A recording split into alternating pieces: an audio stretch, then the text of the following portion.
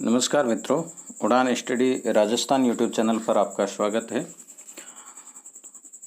इस वीडियो के अंदर अपन बात करेंगे जिले की न्याय व्यवस्था। जिला प्रशासन एवं न्याय व्यवस्था है। जिला प्रशासन का वीडियो मैंने अपलोड कर रखा है और आज है इसका सेकंड पार्ट, जिले की न्याय व्यवस्था। ये टॉपिक है रीट के अंदर नया जुड़ा है, वैसे ये पटवार और पुलिस के अंदर है, पहले से इंक्लूड है। तो इन सभी एग्ज़ाम के लिए ये वीडियो बहुत इम्पोर्टेंट होने वाला है। तो जिले की न्याय व्यवस्था में क्या क्या आएगा अपन देख लेते हैं। पूरा डिटेल के साथ में वीडियो को अपन कंप्लीट करेंगे। यदि आप को जिले की न्याय व्यवस्था से संबंधित कोई भी डाउट है तो इस वीडियो को आप कंप्लीट देखना, सारे डाउट आपकी दूर हो जाएंगे। हाई कोर्ट के अधीन तथा उसके नियंत्रण में कार्य करने वाले न्यायालयों को अधीनस्थ न्यायालय की संज्ञा दी जाती है। देखो, हाई कोर्ट है, इसके अधीन जितने भी न्यायालय हैं उनको क्या कहते हैं? अधीनस्थ न्यायालय कहते हैं। अधीनस्थ जो न्यायालय होते हैं इनका उल्लेख है संविधान के भाग 6 के अंदर अनुच्छेद 233 से 237 के मध्य है। अधीनस्थ न्यायालयों का उल्लेख है संविधान में कहाँ है? तो संविधान के भाग 6 के अंदर है, अनुच्छेद 233 से 237 के मध्य। अधीनस्थ न्यायालय द्वारा मौलिक अधिकारों की रक्षा नहीं की जाती है ना। अधीनस्थ न्यायालय है, उनके द्वारा मौलिक अधिकारों की रक्षा नहीं की जाती है, बल्कि जिला न्यायालय भारतीय दंड संहिता, इंडियन पेनल कोड जो है, तथा आपराधिक प्रक्रिया संहिता CPC, क्रिमिनल प्रोसेस कोड जो है, इनसे संबंधित मामलों पर विचार करते हैं। जिले का सर्वोच्च जो न्यायालय होता है उसे जिला न्यायाधीश का न्यायालय कहा जाता है, जो कि दीवानी व फौजदारी मामलों की सुनवाई करता है। जिले का यदि सर्वोच्च न्यायालय की बात करें तो जिले का जो सबसे बड़ा न्यायालय होता है उसे जिला न्यायाधीश का न्यायालय कहा जाता है, और इसके अंदर दीवानी और फौजदारी दोनों तरह के मामलों की सुनवाई होती है।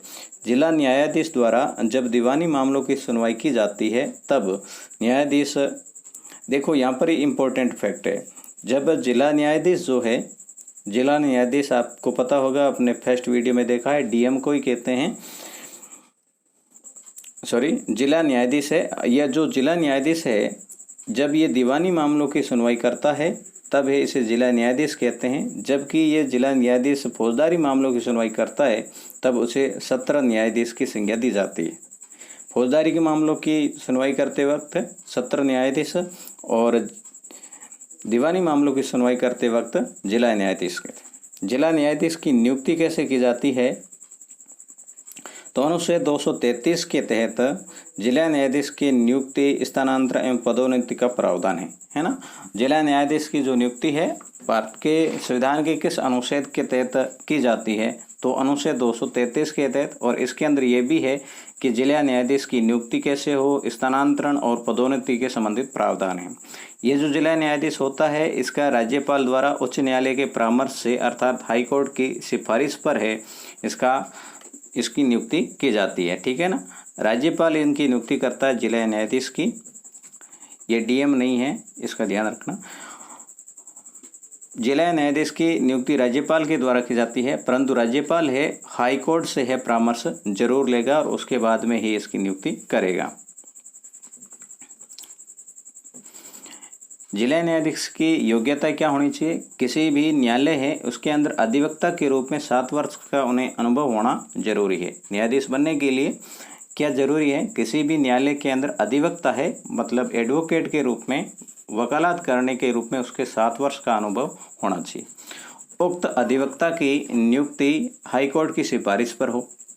ये जो अधिवक्ता नियुक्त किया जाता है इसकी नियुक्ति भी किस पर? हाईकोर्ट की सिफारिश पर होनी चाहिए। केंद्र या राज्य सरकार की किसी भी सरकारी सेवा में कार्यरत न हो यदि जिला न्यायाधीश बनना है तो। अनुच्छेद 237 क्या कहता है? 34 क्या कहता है कि न्यायिक सेवा में जिला न्यायाधीशों से भिन्न व्यक्तियों की भर्ती का प्रावधान है ना। न्यायिक सेवा में जो जिला न्यायाधीश है इनके अलावा भी व्यक्तियों की भर्ती का प्रावधान है। उक्त व्यक्तियों की नियुक्ति राज्य के राज्यपाल के द्वारा उच्च राज्य लोक सेवा आयोग तथा संबंधित राज्य के उच्च न्यायालय के परामर्श के पश्चात की जाएगी।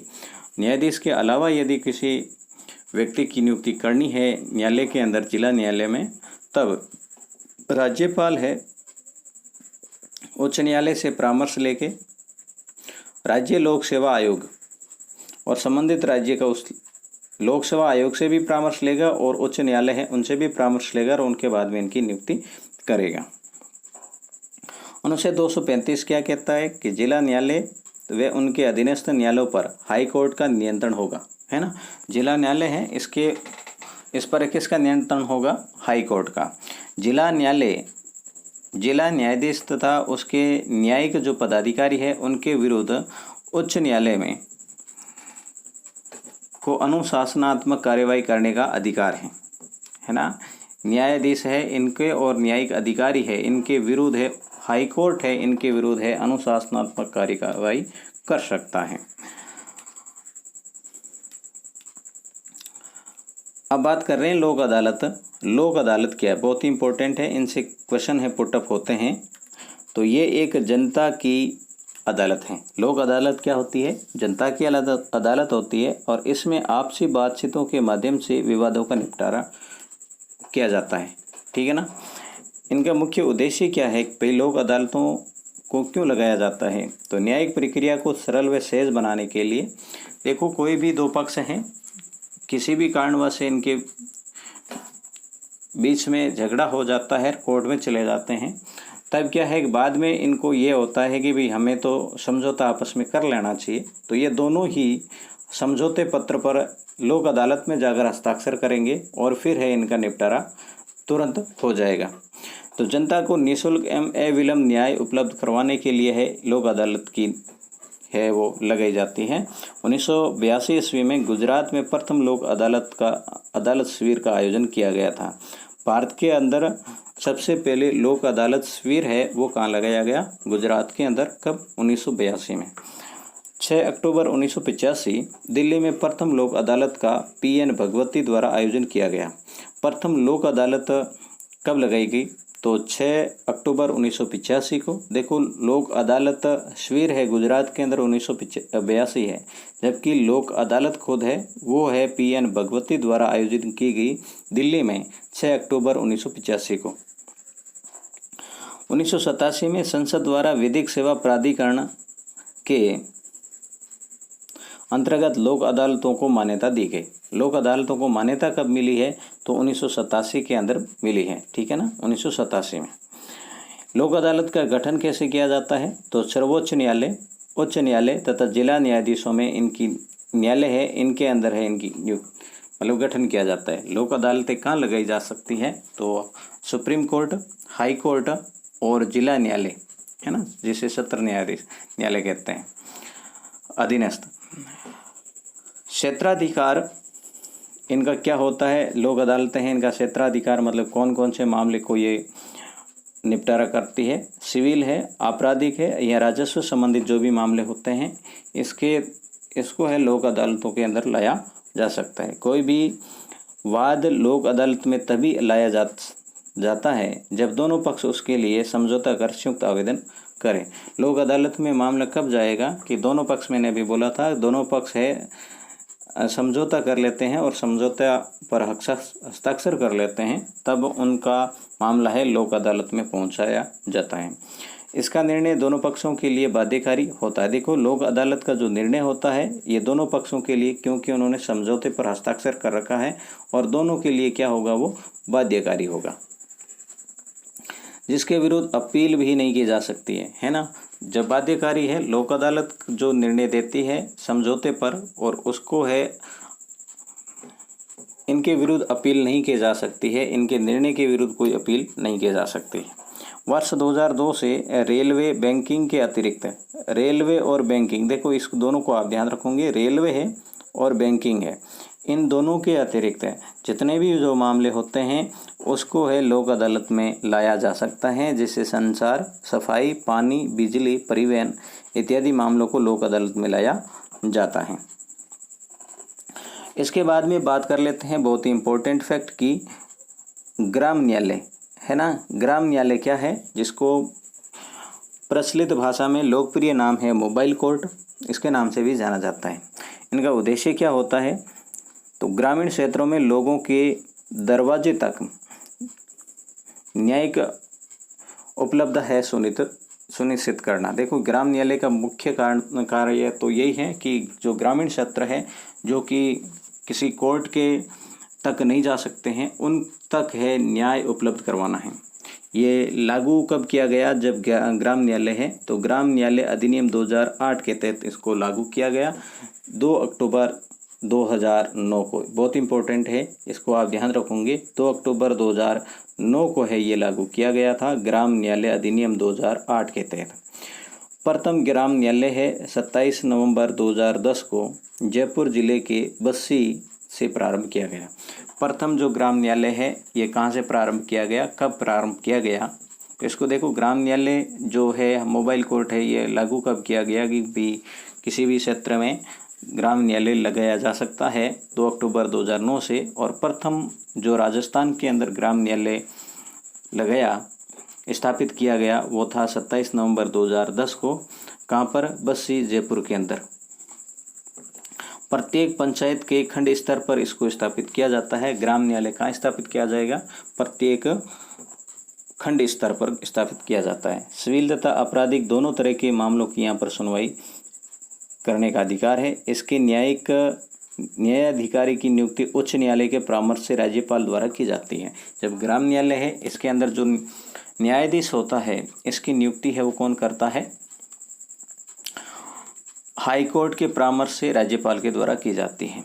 20,000 रुपये से कम के सिविल मामले व 2 वर्ष से कम की सजा का प्रावधान वाले आपराधिक मामलों के विवादों का यहाँ पर हल किया जाता है। यहाँ क्या होता है? 20,000 रुपये से कम के जो भी सिविल मामले हैं और 2 वर्ष से कम की सज़ा, जिसके अंदर ऐसे मामले जिसके अंदर 2 वर्ष से कम की सज़ा सुनाई जाने का प्रावधान होता है, उन मामलों के ग्राम न्यायालय के अंदर सुना जाता है। अब है कुटुंब या परिवार अदालत। कुटुंब या परिवार अदालत क्या होती है, इसके बारे में अपन बात कर लेते हैं। इनकी स्थापना कैसे और कब हुई? तो कुटुंब न्यायालय अधिकार अधिनियम 1984 के तहत से पारिवारिक अदालत है या फिर कुटुंब अदालत है, इसकी स्थापना की गई। कब? कुटुंब न्यायालय अधिनियम 1984 के तहत 10 लाख से अधिक जनसंख्या वाले शहरों के अंदर इनको स्थापित किया जाता है। राज्यों में राज्य सरकार उच्च न्यायालय की सलाह से गठन कर सकेगी, जो जिले के जिला न्यायाधीश व सत्र न्यायाधीश के निर्देशन में कार्य करेगी। इसके अंतर्गत विवाह, तलाक, पति पत्नी से संबंधित झगड़े, अल्पवयस्क का संरक्षण, बच्चे या माता पिता का भरण पोषण संबंधी विवादों को सुनने का अधिकार प्राप्त है। इसके अंदर है कौन से अधिकार प्राप्त है? जैसे कोई भी तलाक से संबंधित हो, विवाद हो, विवाह से संबंधित हो, पति पत्नी के झगड़े से संबंधित हो, अल्पवयस्क के संरक्षण से संबंधित हो, माता पिता के भरण पोषण से संबंधित कोई भी विवाद हो, तो उनको है कुटुंब या पारिवारिक न्यायालय के अंदर, अदालत के अंदर लाया जा सकता है। इनका उद्देश्य क्या होता है? तो पारिवारिक विवादों को निपटाने में मैत्रीपूर्ण समझौते का बढ़ावा देना है। इसमें न्यायालयों को विशेषाधिकार के प्रयोग का अधिकार प्रदान किया जाता है, जिसके तहत न्यायालय अपनी प्रक्रियाएं स्वयं निर्धारित कर सकता है। पारिवारिक न्यायालय प्रायः आपसी सहमति से विवादों के समाधान का प्रावधान करता है, परंतु इनके निर्णय के विरुद्ध उच्च न्यायालय में अपील की जा सकती है। देखो, लोक अदालत है जिसके अंदर है उच्च न्यायालय के विरुद्ध है कोई अपील नहीं की जा सकती है उनके निर्णय की, परंतु जो कुटुंब अदालत है या पारिवारिक अदालत है, इसका जो भी निर्णय होगा इनके विरुद्ध है न्यायालय के अंदर अपील की जा सकती है। तो मित्रों, ये था आज का अपना जिला, ठीक है ना, जिला न्यायालय। ये आपको कैसा लगा मुझे कमेंट करके ज़रूर बताना, है ना। आपके कमेंट का मुझे इंतज़ार रहता है। और वीडियो आपको अच्छा लगा है तो लाइक ज़रूर करना और अपने दोस्तों के साथ में शेयर भी करना। इस चैनल पर पहली बार आए हैं तो लास्ट में कह रहा हूँ सब्सक्राइब ज़रूर कर लेना। तो मिलेंगे नेक्स्ट और इन्फॉर्मेटिव वीडियो के साथ में, तब तक के लिए जय हिंद, वंदे मातरम।